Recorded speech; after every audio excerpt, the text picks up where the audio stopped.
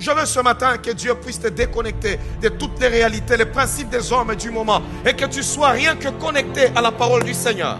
Ce matin, le message que je suis en train de t'apporter ne vient pas des valeurs morales d'une communauté. Ça veut dire que je ne te prêche pas un principe d'un royaume, d'une nation, d'un pays. Mais je suis en train de te prêcher de la parole du Seigneur. Que tu sois blanc, que tu sois noir, que tu sois asiatique, que tu sois africain, que tu sois européen, que tu sois américain, sache que la parole de Dieu est une et unique. Il n'y a pas une Bible pour chinois, il n'y a pas une Bible pour espagnol, il n'y a pas une Bible pour africain, il n'y a pas une Bible pour européen, il n'y a pas une Bible pour américain. Il y a une Bible pour tous les enfants de Dieu, sauvés au nom de Jésus-Christ. L'évangile de Dieu est une puissance pour quiconque croit. Laisse-moi te dire que l'évangile, c'est prêcher la vie de Jésus-Christ. C'est annoncer le Fils de Dieu, sa vie, sa mort, sa résurrection et son retour. Voilà le message qui change le monde. Restez à l'écoute pour un enseignement du révérend Paul Mukendi. J'ai commencé depuis la semaine passée cet enseignement puissant qui parle de ne vous conformez pas au siècle présent. Je ne serai pas long comme d'habitude. Souvent, je ne suis pas très long. Je suis très bref, des fois 30 minutes même, pour la gloire du Seigneur. Alléluia. Ne pas se conformer, c'est quoi? C'est régler sa conduite en accord avec quelque chose. Se soumettre, s'adapter. Alléluia. S'adapter aux valeurs de ses contemporains. C'est ça, s'adapter. Se conformer. Et la Bible nous interdit de nous conformer. Nous allons lire Romains chapitre 12, le verset 1er jusqu'au verset 2. Les valeurs morales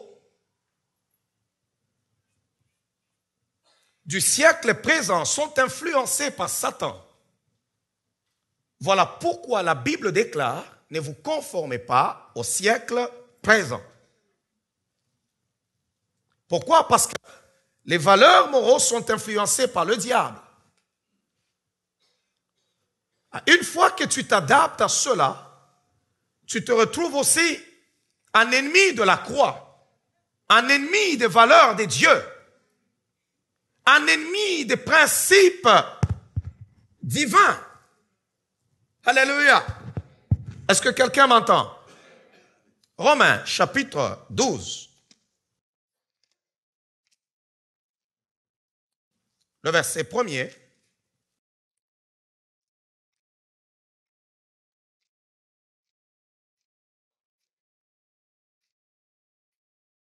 Jusqu'au verset 2. Je vous exhorte donc, frères, par les compassions de Dieu, à offrir vos corps comme un sacrifice vivant, saint, agréable à Dieu, ce qui sera de votre part un culte raisonnable. Ne vous conformez pas au siècle présent. Oh, tu peux souligner cela dans ta Bible. Quand on vient dimanche à l'église, on doit avoir une Bible. C'est très important. Un vrai chrétien achète une Bible. Il ne faut pas dire qu'on va juste nous projeter. C'est des choses que je veux parler ce matin. S'adapter au siècle présent. Les chrétiens du siècle présent n'ont pas de Bible. Ils n'en ont pas.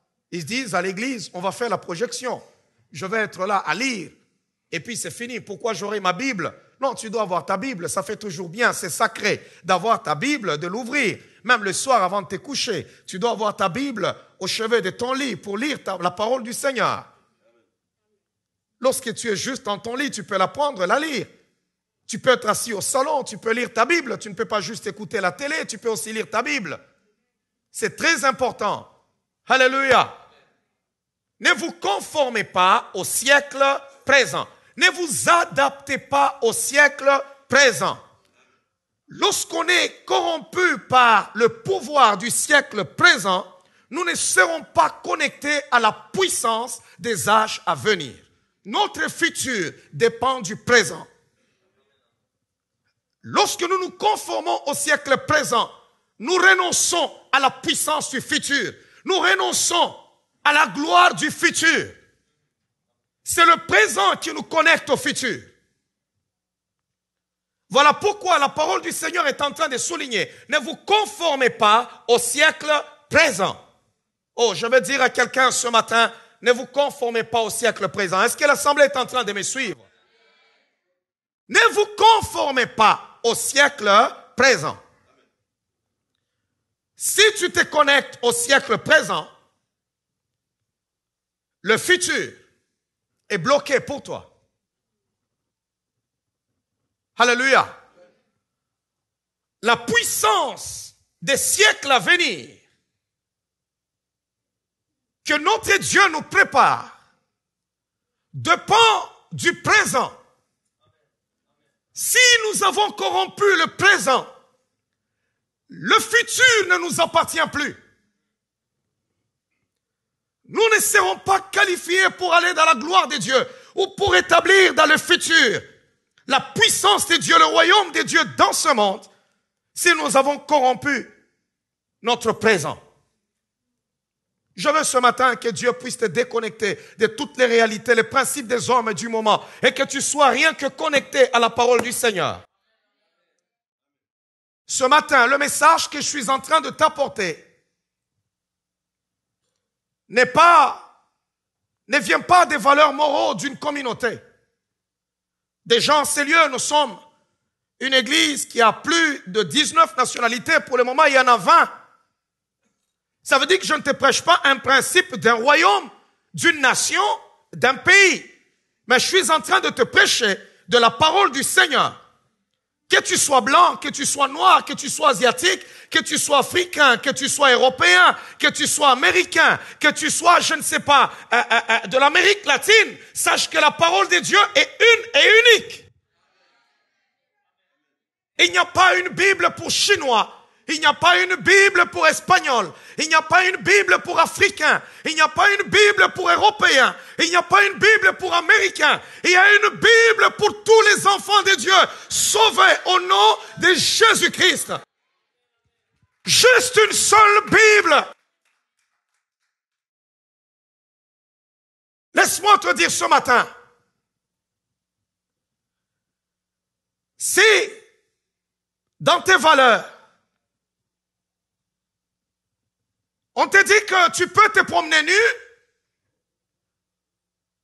la parole de Dieu que tu reçois ce matin t'interdit de te promener nu. Si dans ta culture tu te laves avec ton père et ta mère, laisse-moi te dire ce matin que l'évangile que je viens t'apporter te dit, tu ne verras pas la nudité de ton père et de ta mère.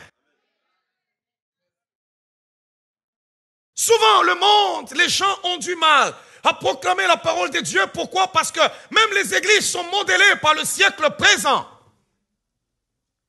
Les gens viennent à l'église avec des caprices et des menaces. Si on me dit de laisser ceci, je n'irai plus dans cette église-là. Oui, trouve bien une église qui va te conduire en enfer.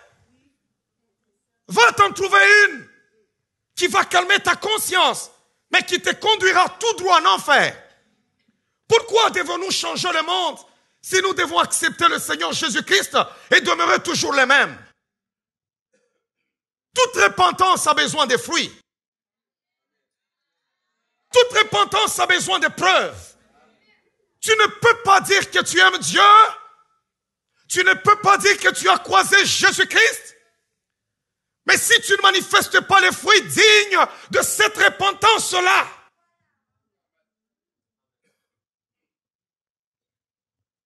ne vous conformez pas au siècle présent. Quand on se conforme au siècle présent, on se déconnecte de notre futur. Non seulement le futur du demain, Dieu va déployer sa puissance. Non seulement Dieu bénira son peuple, mais le futur, c'est que Christ reviendra. Oh, laisse-moi te parler. Laisse-moi te dire quelque chose. Nous sommes conscients et nous sommes confiants que Jésus-Christ reviendra. Le succès de la technologie n'annule pas la puissance de la parole de Dieu. dans les jours passés des gens, des grands scientifiques comme Pythagore, des grands scientifiques comme bien-aimés dans le Seigneur, tous ces gens que nous connaissons, Hippocrate. Cela n'a pas annulé que l'évangile puisse nous parvenir. L'homme peut tout inventer, mais la parole de Dieu demeure la vérité de Dieu. C'est la vérité suprême. Les gens peuvent tout inventer et jusqu'à oublier même à propos du retour de Jésus.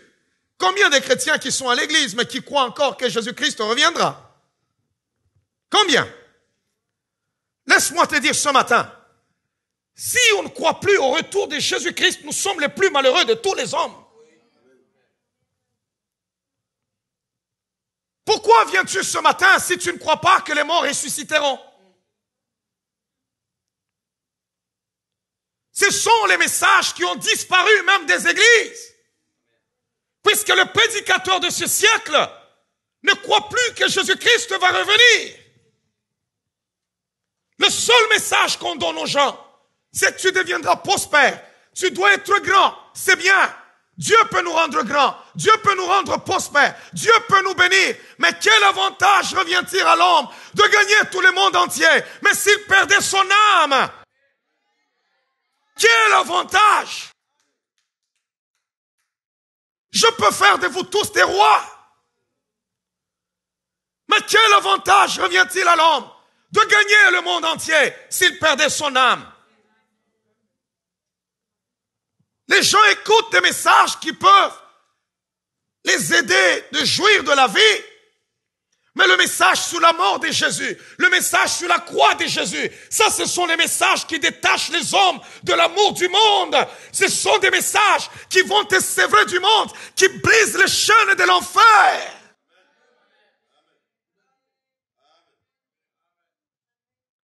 Combien de gens qui viennent à l'église le dimanche, mais qui ont encore la soif des bars?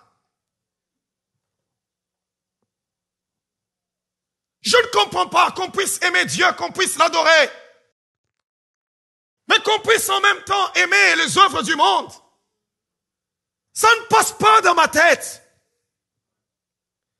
C'est Jésus ou rien.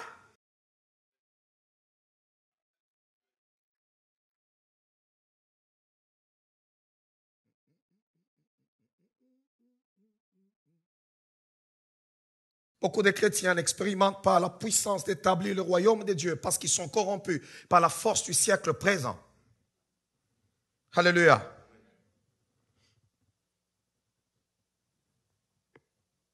L'ennemi de ton futur avec Dieu, c'est le siècle présent. Ah, est-ce que quelqu'un m'entend? L'ennemi de ton futur avec Dieu, c'est le siècle présent. Si tu es capable de vaincre l'esprit du siècle présent, les valeurs du siècle présent, le goût du siècle présent, sache que le futur est à toi. Quiconque perdra sa vie, la retrouvera.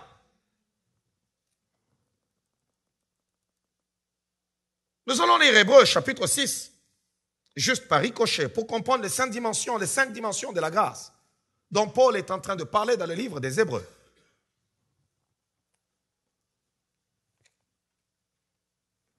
Hébreux, chapitre 6, le verset 4. Car il est impossible que ceux qui ont été une fois éclairés, qui ont goûté le don céleste, qui ont eu part au Saint-Esprit, qui ont goûté la bonne parole de Dieu, et les puissances du siècle à venir. Vous comprenez? C'est là que les puissances du siècle à venir interviennent.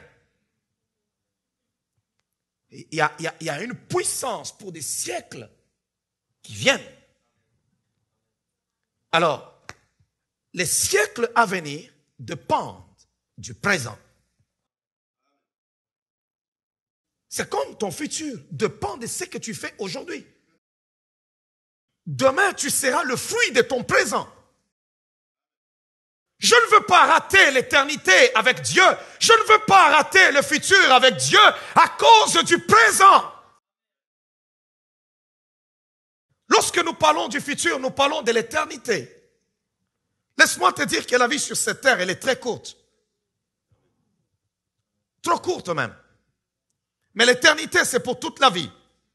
Je vous ai dit la fois passée que si l'on vous disait qu'une fois la mort, c'est fini, on t'a menti. La mort n'est pas la fin. L'homme est un esprit qui habite dans un corps. Et Dieu est esprit. Tout cela qui renie l'existence de Dieu. Je pense le jour de la mort, waouh! Ils ont droit maintenant à cette réalité. Laisse-moi te dire, une fois mort, je peux venir habillé en col pastoral, en toge, si tu veux, avec une grosse Bible, pour faire la messe. Ça ne changera rien. Tout ce que tu comptes, c'est ce que tu auras fait lorsque tu auras le souffle de vie.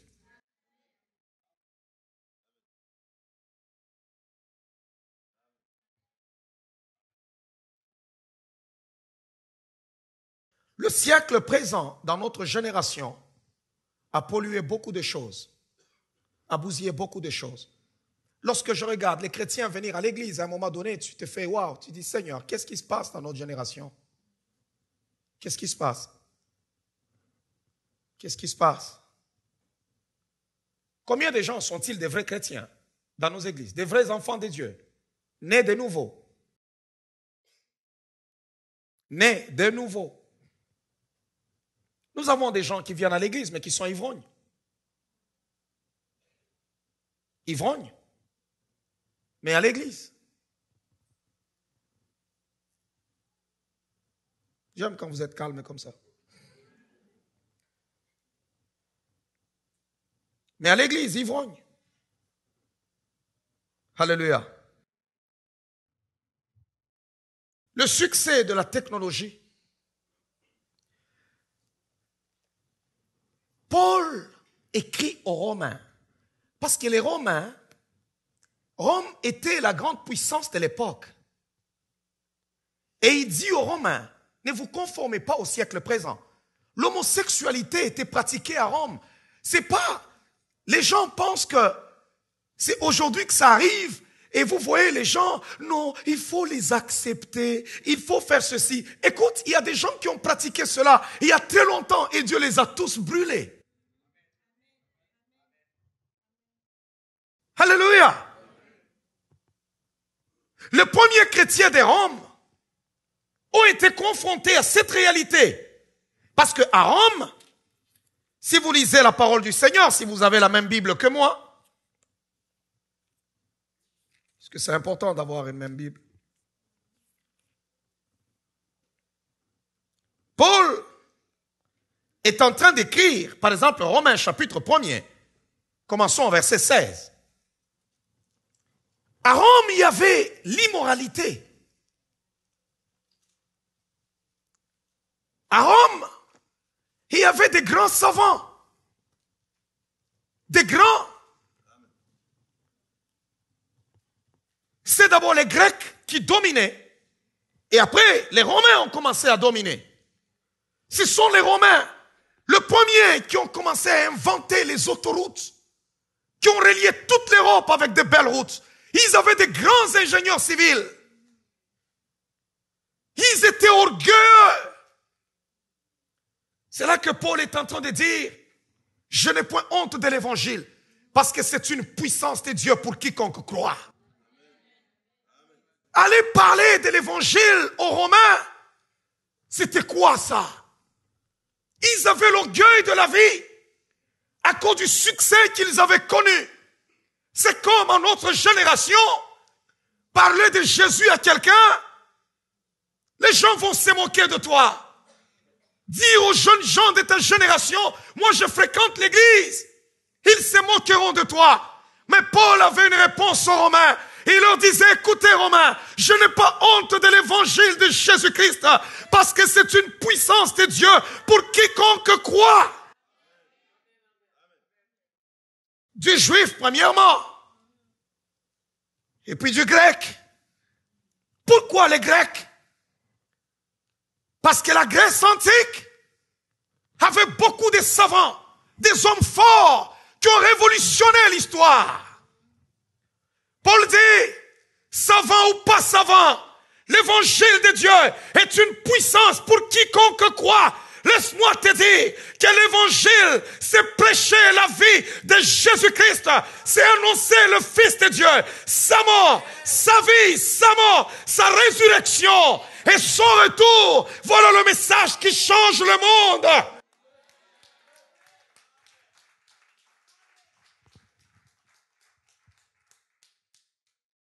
Se conformer au siècle présent, c'est dire quoi? C'est du passé. Non, on ne prêche plus comme ça. C'est du passé. Laisse-moi te dire que ça ne passera jamais. La Bible ne passera jamais. Le monde et toutes ses convoitises passeront. Mais la parole du Seigneur demeure éternellement. Je veux dire à quelqu'un ce matin, la parole du Seigneur demeure éternellement. Je veux dire à quelqu'un ce matin, la parole du Seigneur demeure éternellement. Je veux dire à la vie de quelqu'un ce matin, la parole du Seigneur demeure éternellement. Oh, quelqu'un m'entend? Je ne veux pas vous mentir ce matin. Laissez-moi vous dire, la grâce que nous avons, c'est de recevoir Jésus. Une fois que je reçois Jésus, j'ai la vie éternelle avec moi.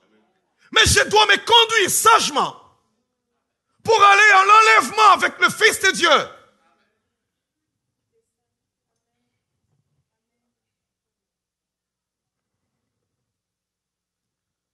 Faites des cures d'âme. Posez la question aux gens. Il y a des gens qui n'ont pas été dans l'église, qui ont eu un passé compliqué. Une fois qu'ils arrivent auprès du Seigneur, ils demandent pardon, Christ les sanctifie. Mais combien de gens qui sont dans l'église, qui disent qu'ils ont grandi dans l'église, qui disent qu'ils connaissent le Seigneur depuis longtemps, mais toutes les bêtises que vous les faites quand? Quand vous êtes chrétien. Vous fréquentez l'église. Je n'ai pas honte de l'évangile. Est-ce qu'on peut commencer la lecture de Romains pour vous faire comprendre le chapitre 16 et on continue. Car je n'ai point honte de l'évangile, c'est une puissance de Dieu pour le salut de quiconque croit, du juif premièrement, puis du grec. Parce qu'en lui est révélée la justice de Dieu par la foi et pour la foi. Selon qu'il est écrit, le juste vivra par la foi. Paul écrit cette lettre des Romains. Cette lettre aux Romains. Les chrétiens qui habitaient la grande puissance. C'est comme si aujourd'hui, on écrivait aux chrétiens de l'Occident. Vous savez qu'aujourd'hui, en Occident, les gens ont du mal à s'adapter à l'évangile du Seigneur. Les gens veulent former les églises selon eux, pas selon la parole de Dieu. Non, Dieu regarde juste au cœur, Dieu regarde juste au cœur, Dieu regarde juste au cœur. Non, allons juste à la maison de Dieu. C'est la plus longue lettre de Paul. La plus longue.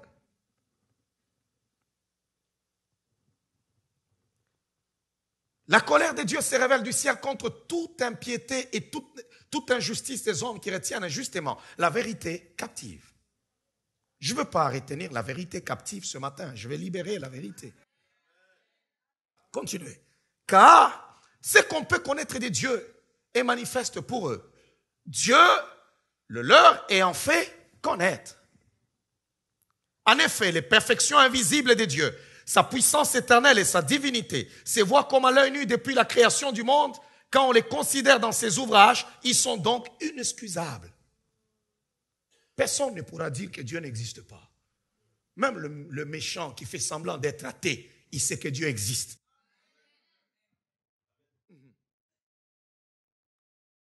Puisqu'ayant connu Dieu, ils ne l'ont point glorifié comme Dieu et ne l'ont point rendu grâce. Mais ils se sont égarés dans leurs pensées et leur cœur sans intelligence a été plongé dans les ténèbres. Un cœur sans intelligence. Se vantant être sages, ils sont devenus fous. C'est ce qui se passe aujourd'hui. Les gens se croient être sages, mais ils sont devenus fous. Combien de gens dans leur maison aujourd'hui qui s'adaptent tellement au siècle présent, se vantant être sages, sont devenus fous? Vous trouvez une femme qui a son enfant, et puis à un moment donné, réveille aussi son mari. C'est ton tour de lui changer aussi des couches. Pourquoi ça doit juste être moi? Toi aussi, tu peux le faire. Pauvre messieurs. Il s'élève aussi, il change les couches. Laisse-moi vous dire une chose. Ce n'est pas pour l'homme, ce travail. C'est le siècle présent. Pourquoi? Parce que déjà au départ, on vous dit, quand vous entrez dans le mariage, vous êtes tous les deux sur le même pied d'égalité.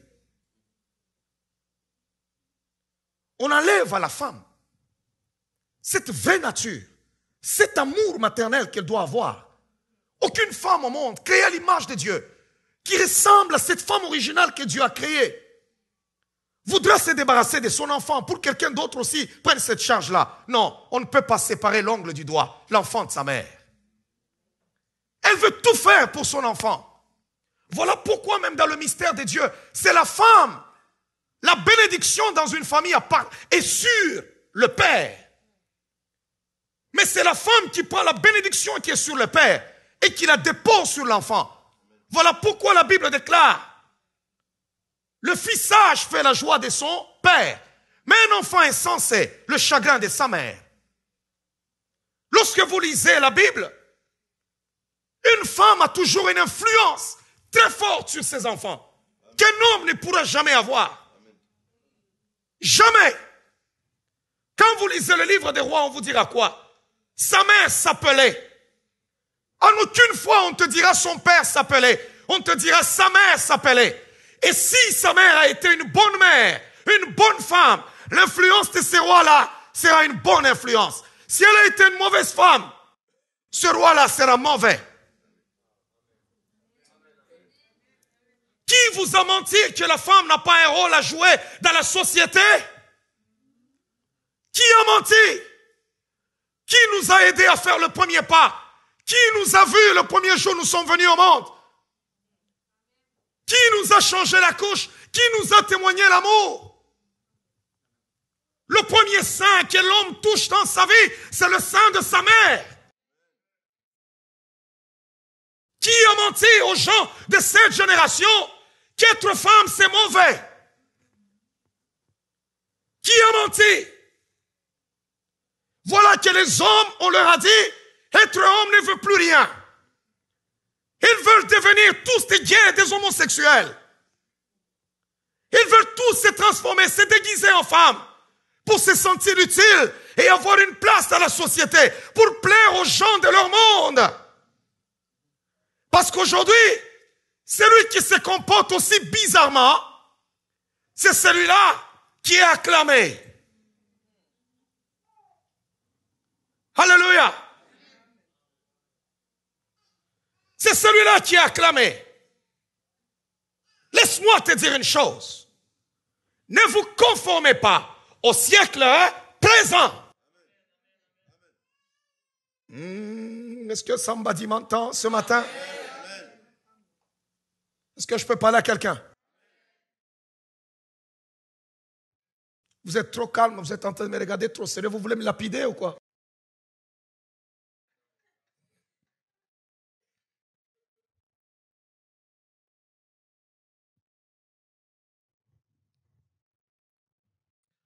Combien de gens qui ont épousé des femmes à l'église, tu épouses une fille à l'église, qui chante, qui danse pour les seigneurs, et une fois dans la maison, c'est l'enfer. Pourquoi? Parce que toi, dans ta tête, tu as l'image d'une femme qui connaît la parole de Dieu, mais elle a la Bible juste à la bouche, mais toute son intelligence, elle est en rapport avec le siècle présent. Voilà pourquoi il est difficile de régler les problèmes des couples aujourd'hui. Qui vous a menti qu'être femme c'est mauvais? Qui a menti? Sarah n'a pas vécu dans notre génération, mais nous parlons de Sarah aujourd'hui, une femme qui a joué un grand rôle dans la vie d'Abraham. Nous parlons de Rebecca, nous parlons de Léa et de Ruth, nous parlons de Séphora, la femme de Moïse. Ça a été des femmes, des vaillantes femmes. Et nous parlons aussi des méchantes femmes dans la Bible, comme Jézabel. Et l'esprit qui gouverne le monde aujourd'hui, C'est l'esprit de Jézabel. Où sont les filles de Sarah? Où sont les filles de Sarah? Tout le monde veut être Jézabel.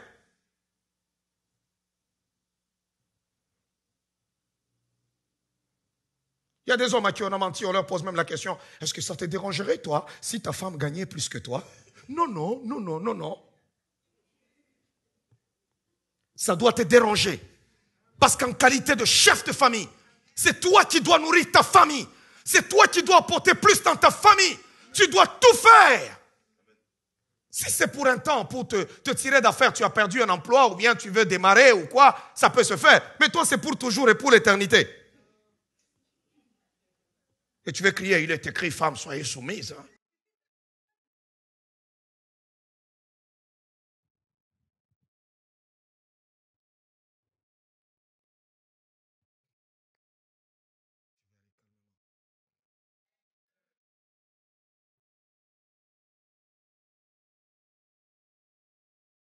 Combien de gens en Occident, ici, qui veulent nourrir leur famille?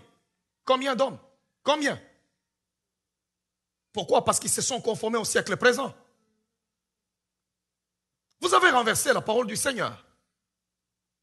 Combien de femmes qui se sentent heureuses dans leur maison pour dire que j'ai un homme qui prend soin de moi? Elles sont à compter. À compter.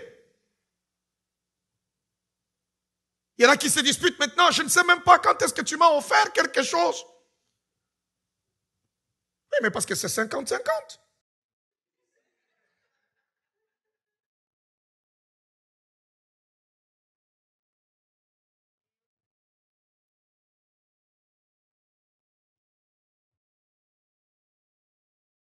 Tu veux que je te dise pourquoi il y a tellement de tensions dans ta maison? Pourquoi? Il y a des tensions dans ta maison parce que tu n'amènes pas trop sur la table. Et ça n'arrange pas du tout la femme. Ça, non. Tel que Dieu l'a créé, non. C'est pas parce qu'elle est matérialiste. Ça ne l'arrange pas.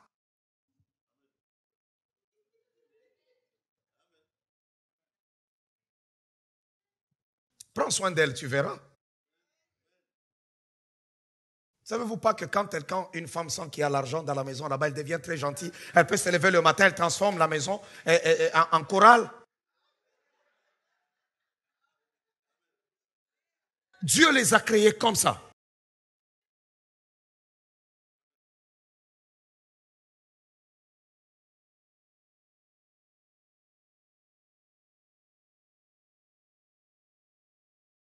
Ne vous conformez pas au siècle présent.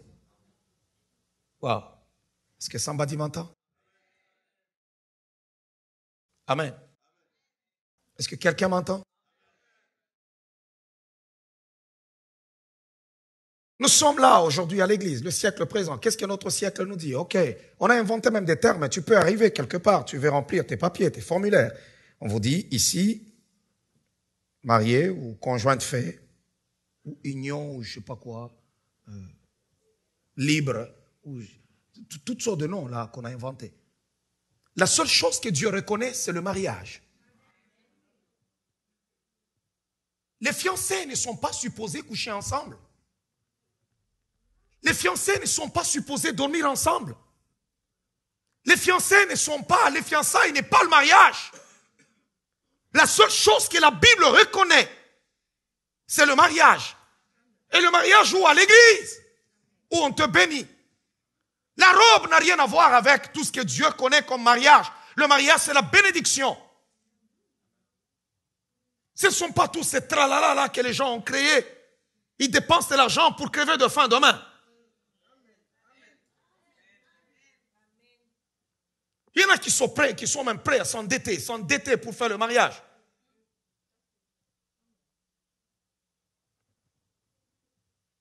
Que les gens me voient, qu'on me voie seulement, qu'on me voie là. Non, je vais faire quoi? Non, qu'on me voie seulement, qu'on te voit quoi? Et puis après,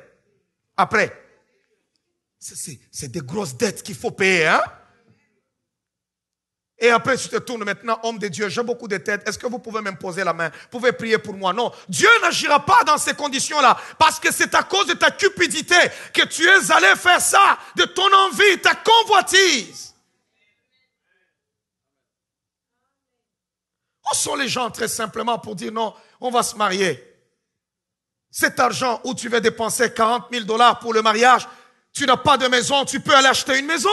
C'est une mise de fonds. Regardez comment le diable, le siècle présent, a menti aux gens. Tu prends 30 000, 40 000, tu vas bousiller pour que les gens mangent, dansent, et après ils s'en iront dans le lieu secret.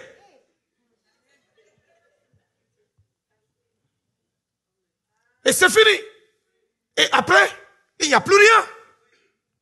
Mais si tu viens avec cet argent pour partir en affaires, tu veux bâtir une vie avec la fille de quelqu'un, tu veux avoir des enfants demain. Ok, nous avons combien? Nous avons 30 000 $. On va investir. Que la main de Dieu soit sur nous. Allons voir l'homme de Dieu. Il va prier pour nous. Nous avons cet argent. Tu vas te louer peut-être une belle robe. Moi, je vais me louer une belle veste. On va aller là-bas. On va nous bénir. C'est un jour spécial, oui. Et s'il faut faire des folies pour autant, ne vous conformez pas au siècle présent.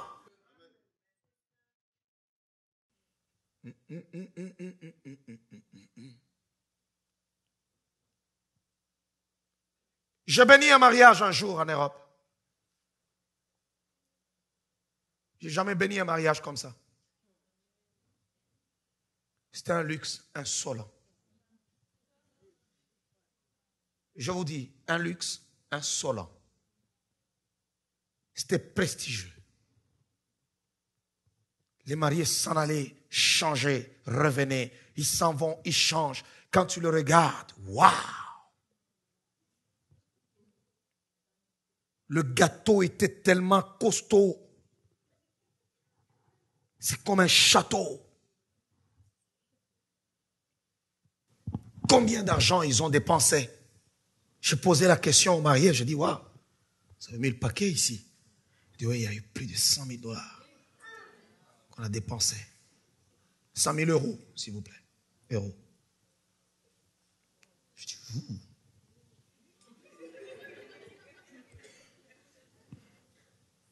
Il les a bénis samedi. Ils sont partis. Dimanche, je devais arriver à l'église. Quand ils sont venus me voir, dimanche soir, à l'hôtel, papa, vous pouvez passer, bénir quand même notre maison. Je pensais trouver une maison à la hauteur de la fête.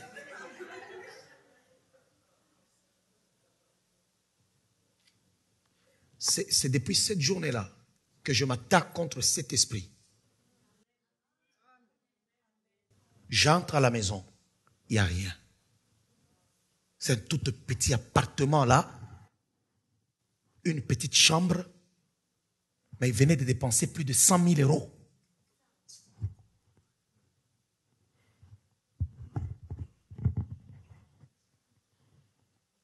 Et pourtant, à l'époque, il y avait des appartements à 80 000 € que tu peux acheter comme ça, cash. Tu as ton appartement à toi. Et ils étaient locataires. Pendant que je commençais à parler, tu regardes d'abord le lit.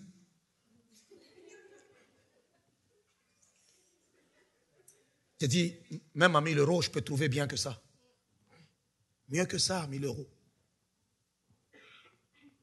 Mais ils ont fait rêver tout le monde. Voilà l'esprit du monde. Et l'église est confrontée à ça. Chaque fille qui veut célébrer son mariage dans l'église veut se comparer par rapport à. L'autre avait fait, c'était comme ça. Moi aussi, ça va être comment? Regardez, vous tous ici qui avez célébré des mariages, on a loué des limousines, on a amené de ceci ou de cela. Est-ce que c'est écrit sur ton front que tu avais loué limousine? On ne reconnaît plus ça, là. Et vous autres qui n'avez pas loué de limousine, qui vous êtes mariés dans le calme, dans le silence, est-ce que c'est écrit sur ton front que tu n'avais pas loué limousine? Non, vous affrontez la vie tous de la même manière. Alors arrêtez les mensonges de l'ennemi. Si tu en as l'argent, tu veux te gâter, gloire à Dieu. Mais si tu n'en as pas, tu dis non Seigneur, je n'en ai pas. Si je dois investir, il est intelligent que j'investisse au lieu d'aller dépenser de l'argent inutilement. Ne vous conformez pas au siècle présent. On dit d'abord à ton voisin, ne te confonds pas au siècle présent.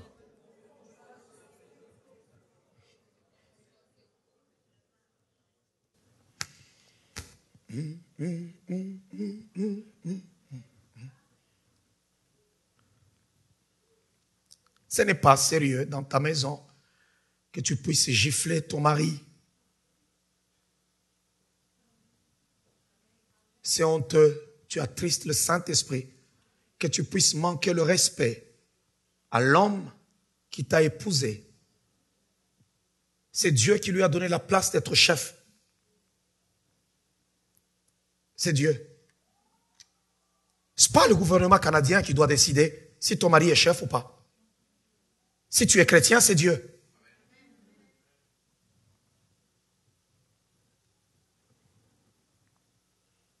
Vous êtes très calme.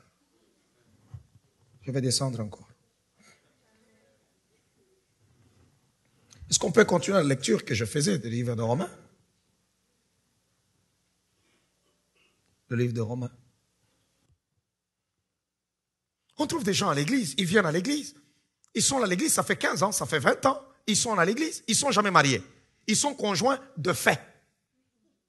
C'est où ce terme-là? J'ai regardé dans ma Bible, j'ai commencé à chercher, je n'ai pas trouvé de conjoint de fait.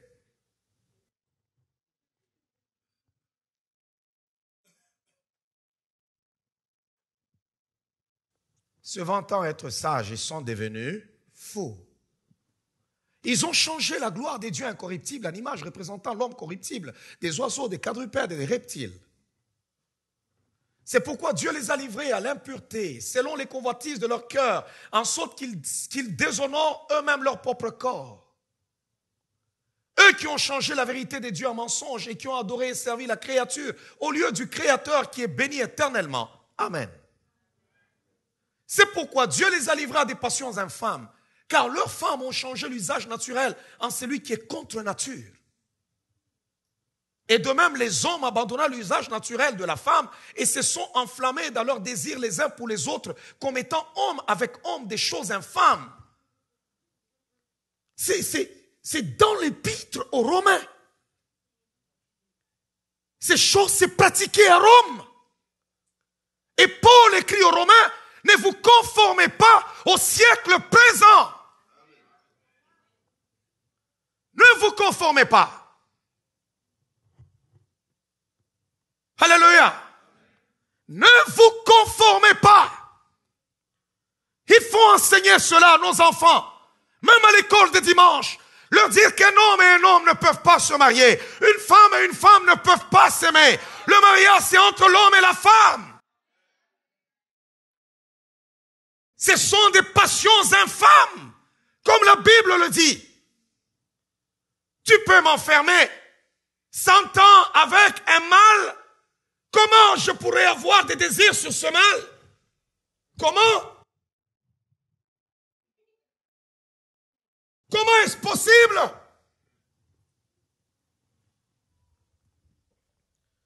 Écoutez-moi, jeunes gens. Si ton professeur est homosexuel, cela n'est pas une bonne chose. C'est de la perversion et de l'abomination. Il n'appartient pas aux hommes de faire des règles, mais il appartient au Créateur d'établir des règles pour ses créatures. Et celui qui a créé l'homme a dit, tu ne coucheras pas avec un homme comme on couche avec une femme. Tu ne peux pas aimer une femme comme toi, avoir de l'attirance, mais comment est-ce possible? Comment est-ce possible? Et aujourd'hui dans l'église, on fréquente l'église avec des gens du même espèce. Pensez-vous que le Saint-Esprit puisse descendre sur une personne qui est souillée de cette manière? Tu dois dire au monde, bye bye. Bye bye au monde. Est-ce que quelqu'un m'entend? Tu dois dire au monde, non. Satan, tu m'as menti hier.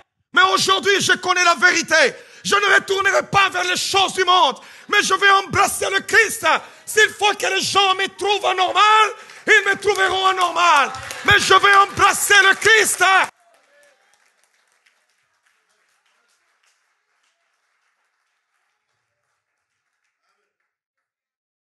Oh, somebody m'entend? Quelqu'un m'entend?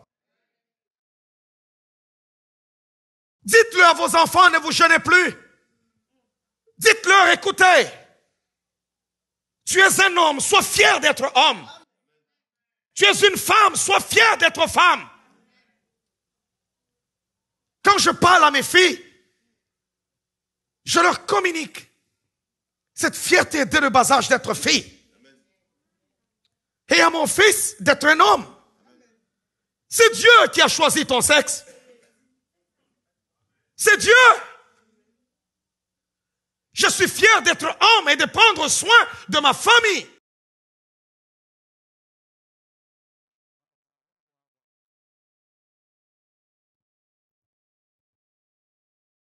Gisèle,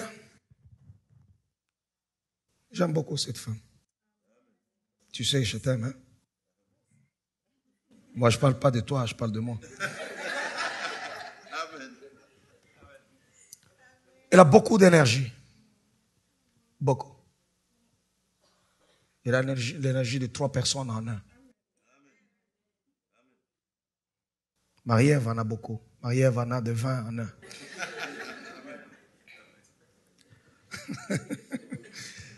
Alléluia. Gisèle se plaignait tout le temps parce qu'elle voulait être cette femme du siècle présent. Mon mari ne m'aide pas, mon mari ne m'aide pas. Un jour, je lui ai dit, j'ai dit non. Ce que tu dois faire, c'est ce qu'une femme normale doit faire. Et depuis le jour où elle a compris, ça a calmé tout problème. Vous savez que la société peut nous mentir et nous faire vivre comme des malheureux. Oh, quelqu'un m'entend? Bon, ok, on va d'abord continuer la lecture. Voilà, rapidement là.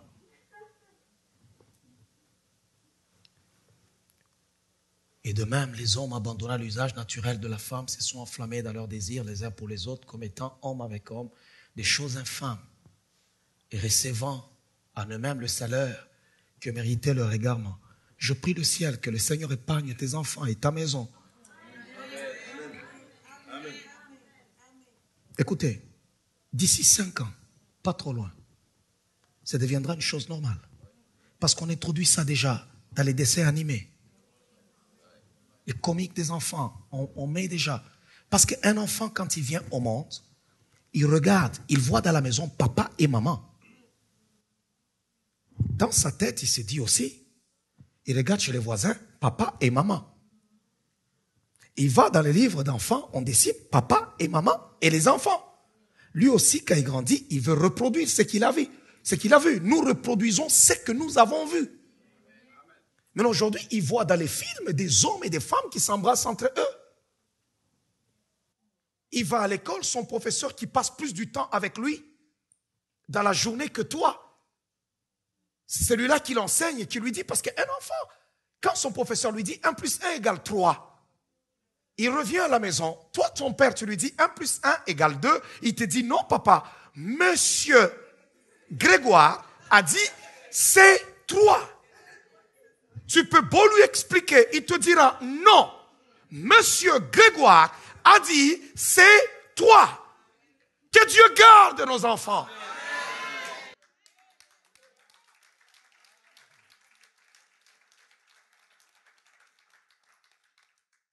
Pouvez-vous prendre du temps avec vos enfants en leur lisant la parole de Dieu, en partageant la parole de Dieu?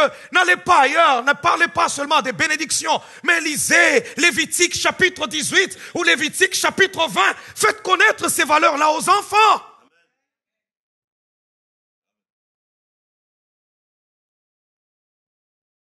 Dans tous vos films aujourd'hui, regardez-les très bien, vos émissions. C'est les parents qui subissent les enfants. C'est toujours des enfants rebelles qui engueulent leurs parents. Et le parent est en train de suivre derrière. C'est le modèle qu'on veut donner. On continue. Comme ils ne se sont pas souciés de connaître Dieu, Dieu les a livrés à leur sens réprouvé pour commettre des choses indignes. C'est indigne. Indigne.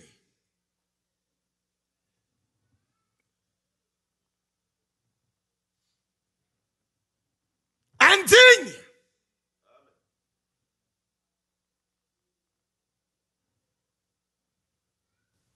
Ne vous conformez pas au siècle présent.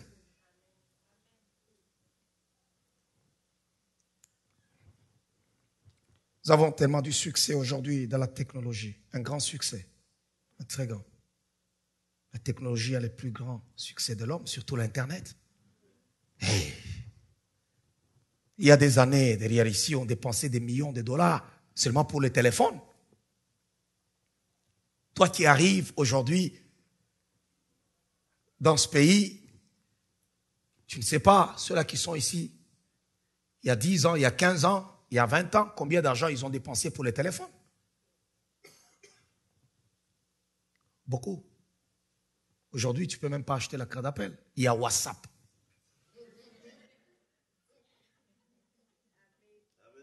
Il y a Skype. Viber. Facebook. Hein?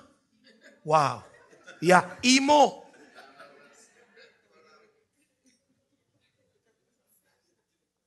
Il y a toutes sortes de choses qui nous permettent de communiquer. Ce n'est pas mauvais. Mais nous ne devons pas nous conformer à la façon dont les gens du monde utilisent les réseaux sociaux.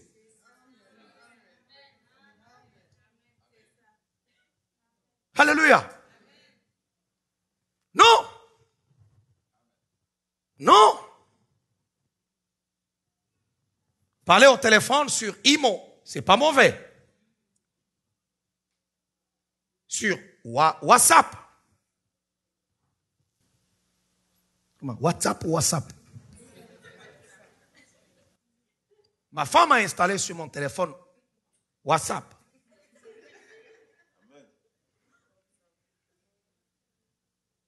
Ça m'aide. De temps en temps, quand tu es à l'extérieur, tu appelles, allô, et ça passe.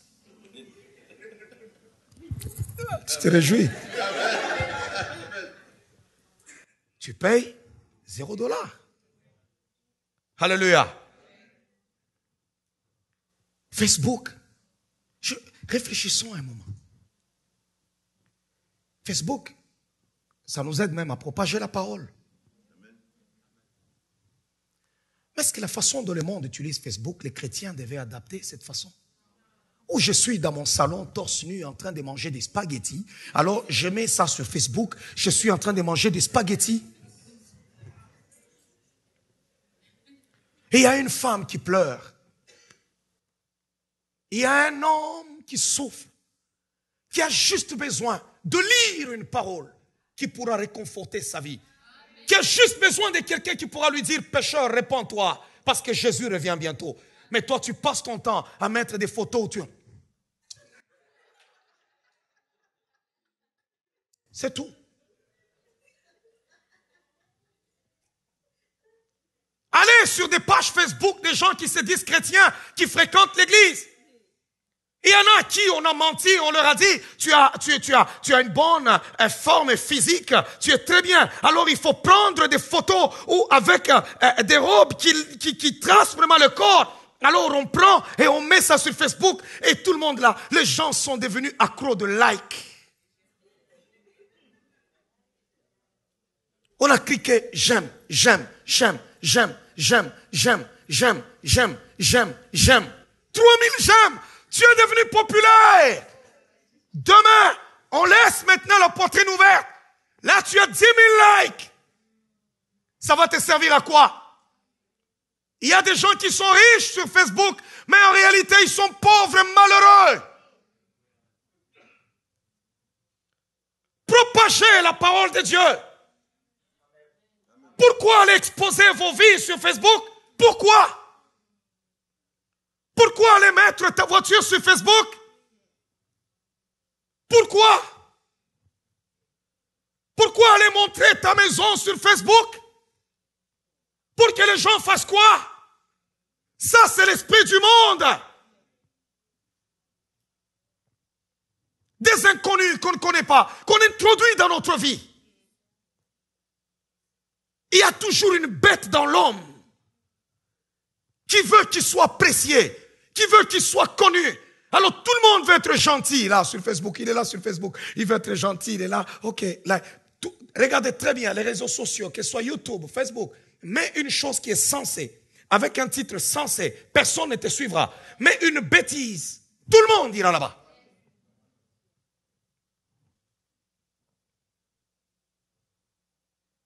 Tout le monde. Je n'ai pas de page Facebook. La seule page Facebook que j'ai, c'est pour le ministère et c'est même pas moi qui les gère. Il y a toute une équipe des autres qui les gère. Moi, je ne sais même pas comment on ouvre un compte Facebook. J'ai refusé. J'ai dit, ça va me servir à quoi? Tous mes amis, je parle avec eux au téléphone. On se voit, on se parle. Il faut que je te mette seulement la photo. Tu vois? Regarde maintenant. Comment je suis. Allez, je suis là-bas. Allez, bon. Pourquoi? Pourquoi ce besoin-là? Le besoin d'être apprécié, le besoin d'être aimé, le besoin de se sentir extraordinaire. On va le manifester sur les réseaux sociaux. Mais c'est ce besoin-là que Christ veut maîtriser. C'est cette bête-là que le Seigneur veut gagner. Il dit, prenez courage, je gagne le monde. Jésus n'a pas affaire avec les démons. Il a gagné les démons. Il les a cloués. Il les a gagnés. Il a triomphé d'eux par la croix. Jésus n'a pas besoin avec les principautés. Il les a déjà gagnés. Mais le Seigneur veut gagner la bête qui est dans ton cœur. Dieu veut maîtriser ton cœur. Il veut s'asseoir dans ton cœur. Ne vous conformez pas au siècle présent. Tu es là ce dimanche, tu es chrétien à l'église. Dimanche, tu es venu adorer, tu es venu chanter. Mais combien de fois tu as cliqué like sur des bêtises que les gens ont publiées? Tu es derrière là pour apprécier. Et combien de gens qui ont déjà ouvert des comptes avec des faux noms où ils insultent les gens. Ils écrivent des bêtises contre les autres. Tu peux te cacher derrière un clavier, changer ton nom, envoyer des bêtises aux gens, écrire des bêtises aux gens. Dieu te voit. Dieu connaît ce que tu fais.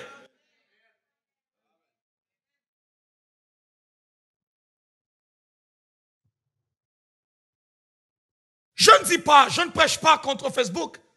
Parce que déjà à la fin de mon message, on aura déjà publié quelque chose sur Facebook pour que le monde entier voie.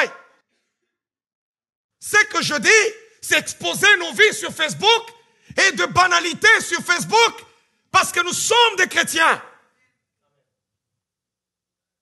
Si tu veux voir une personne connaître de quelle espèce est cette personne, va sur Facebook.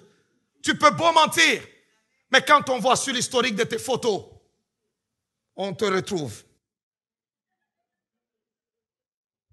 Alléluia. Là, je trouve une sœur. Quelqu'un m'a montré un jour les photos. Elle est assise avec une petite jupe. T'as déjà vu ça? J'ai un peu vieilli, hein? Et tout le corps est en l'air. Et on a déjà publié. Et là, les gens commentent. Waouh, très beau. Et là, quand toi tu regardes, tu lis, tu es content. Waouh, tu as des belles jambes. Hein? Bon. Quiconque regarde une femme pour la convoiter, la Bible dit, a déjà commis l'adultère avec elle dans son cœur. Avec combien d'hommes tu vas coucher? Le monde entier? Le monde. Comme apprécie. Tu vois, quelqu'un qui prend juste une photo, il a déjà souri. Paf, allez, mets ça. Pourquoi? Pourquoi ce besoin? Pourquoi?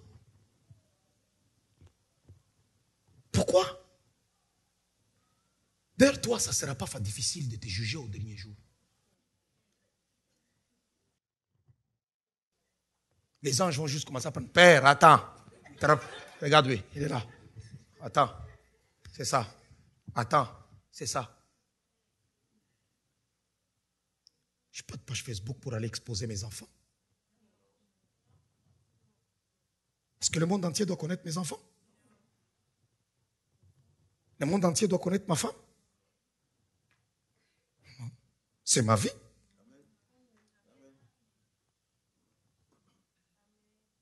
C'est ça le besoin de se déshabiller. Il y a des gens qui se déshabillent, qui enregistrent une vidéo et ils portent ça sur YouTube. Et les gens sont là à regarder. Ils sont contents. Waouh, que Dieu te libère des poisons des réseaux sociaux. Que le Seigneur te libère ce matin des poisons des réseaux sociaux. Combien de pasteurs Internet n'avons-nous pas? Il y a des gens qui sont à l'église ici, mais qui ont des pasteurs Internet. Laisse-moi te dire, chaque jour, ceux-là qui gèrent mes comptes Facebook ou de l'église, il y a des milliers de gens qui m'écrivent pour que je sois leur père et leur pasteur. Et je parle tant ça. Si tu veux être mon fils à moi, je ne te connais pas. Il y a des églises là où tu te trouves. Trouve-toi une église. Vous êtes d'abord nombreux, je n'ai pas encore fini avec vous. Je vais aller seulement provoquer des gens qui habitent la Chine et qui habitent, je ne sais pas, les États-Unis, les autres qui sont à Montréal, les autres qui sont, je ne sais pas, au Congo. Mais non, il y a des pasteurs au Congo. N'avez-vous pas vu que j'en ai invité ici?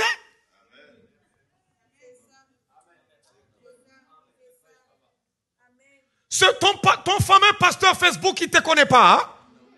Il ne sait pas si dans ton église, tu es le plus méchant. Il ne sait pas si tu es un rebelle. Il ne sait pas si tu es suspendu. Il ne sait pas si tu ne suis pas les consignes de l'église. Il est juste ton pasteur Facebook.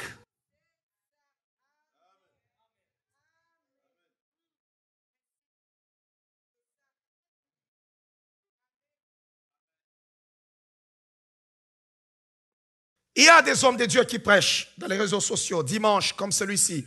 Après le message, on met leur message. Vous allez trouver ces gens-là qui ont des églises et qui prêchent le message, qu'on poste sur les réseaux sociaux. Ils sont disciplinés. Parce qu'ils ont des églises à gérer. Ils ont des gens qui gèrent. Ces gens-là qui n'ont pas d'église, qui s'assoient tout simplement quelque part, il prend une tige, il met là-bas et il commence à parler dans son salon, ou bien il commence à parler, il est dans l'autobus ou n'importe où, et puis on poste et il y a des gens qui sont là. Oh, tu as entendu? Ce sont des gens qui vont parler contre les offrandes, ils vont parler contre aller à l'église, ils vont parler contre les serviteurs de Dieu, ils vont parler contre honorer les serviteurs de Dieu. Pourquoi? Parce qu'eux-mêmes n'ont pas d'église. Ils n'en ont pas d'église. Ils vont susciter un esprit de rébellion. Pourquoi? Parce qu'il n'a pas d'église. Allez écouter tous ces hommes de Dieu qui prêchent. Qu'on met leur enseignement sur Facebook, sur YouTube. S'ils prêchent devant une assemblée comme je prêche ce matin, ils sont disciplinés. Ils conduisent les gens dans la présence de Dieu. Mais allez les écouter, les autres, qui n'ont pas d'église, qui n'ont pas des gens devant eux. Il y en a qui passent leur temps à insulter rien que les serviteurs de Dieu, à contredire rien que le message que les hommes de Dieu donnent. Et ce sont tes pasteurs Facebook.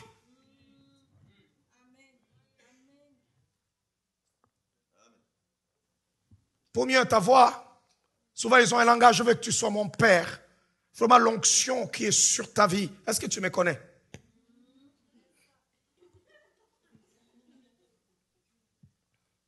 Il est facile de mépriser son pasteur et d'en aimer un autre. Celui que tu aimes, tu ne le connais pas.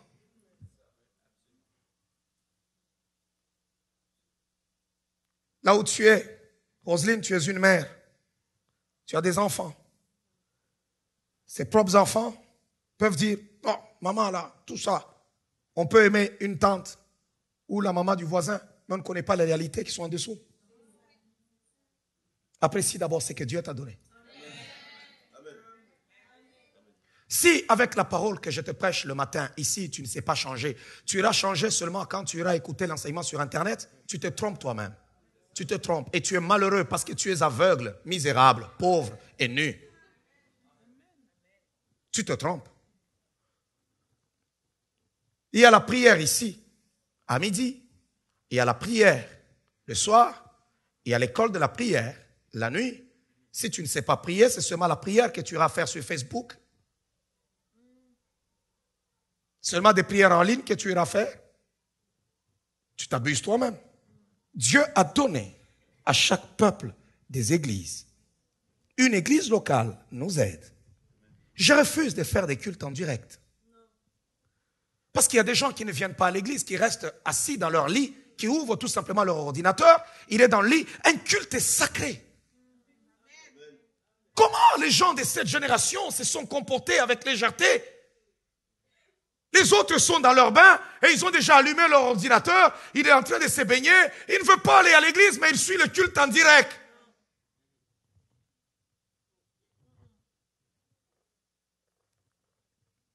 Et il y en a qui entrent à l'église pas avec les bons motifs. Ils entrent juste à l'église. Ils vont juste enregistrer une parole qu'on a essayé de dire et filmer, le couper et le mettre pour te faire passer comme quelqu'un qui dit des choses qui n'ont pas de valeur. Combien de serviteurs de Dieu qui ne se sont pas fait prendre au piège comme ça? Tout le monde veut mettre quelque chose sur Facebook. Dieu jugera les coupables.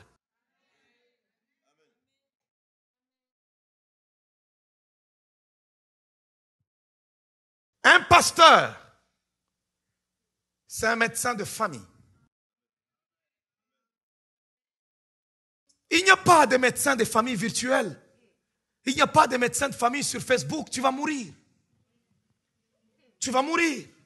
Un médecin de famille doit bien te consulter, te toucher pour voir ce qu'il y a. Si tu lui dis, j'ai une douleur ici, il doit comprendre, est-ce que c'est une vraie douleur? Est-ce que c'est une masse? Est-ce que c'est quoi? Est-ce que tu es tombé? Est-ce qu'il y a ceci? Mais si toi, tu as ton médecin de famille sur Internet, j'ai une douleur ici, il va te faire une prescription qu'il ne faut pas. Il va te faire une prescription que tu ne peux pas. Alléluia. Laisse-moi te dire ce matin, tu as besoin d'avoir où que tu sois. Tu peux être visiteur ce matin. Tu peux être en visite quelque part.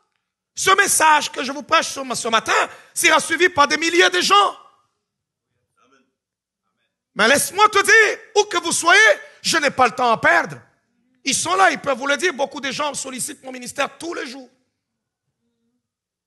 Je ne réponds à aucun pour dire que je vais être ton père. Viens, on va commencer à chatter ensemble. Je n'ai pas le temps à perdre. J'ai mon temps de me concentrer sur Pierrick, j'ai le temps de me concentrer sur Arnaud, j'ai le temps de me concentrer sur Michel, j'ai le temps de me concentrer sur Cyril, j'ai le temps de me concentrer sur le Québec que Dieu m'a donné.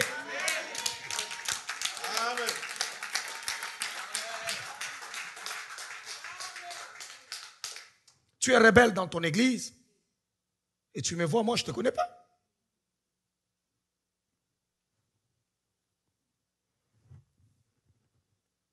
Est-ce que vous avez écouté ce que... Il y a des gens qui écoutent même des messages sur Internet et ils commencent à adopter leur comportement. Ils viennent contredire leur église par rapport à ce qu'ils ont écouté sur Internet. Méfie-toi.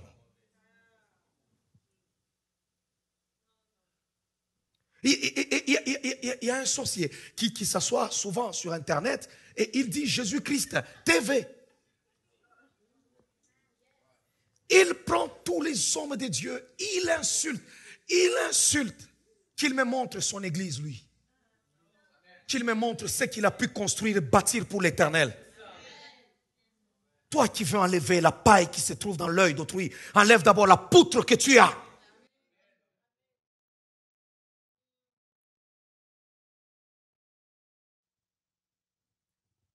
C'est facile, toi qui es assis, tu me vois, moi je suis sur le podium, c'est facile de me critiquer. Hein? Tu as vu son pantalon, il était déchiré. Est-ce que tu as vu sa cravate? C'était même pas droit.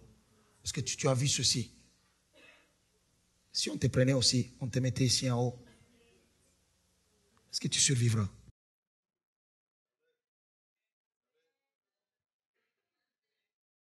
L'esprit du monde veut étouffer l'esprit de Dieu dans le monde.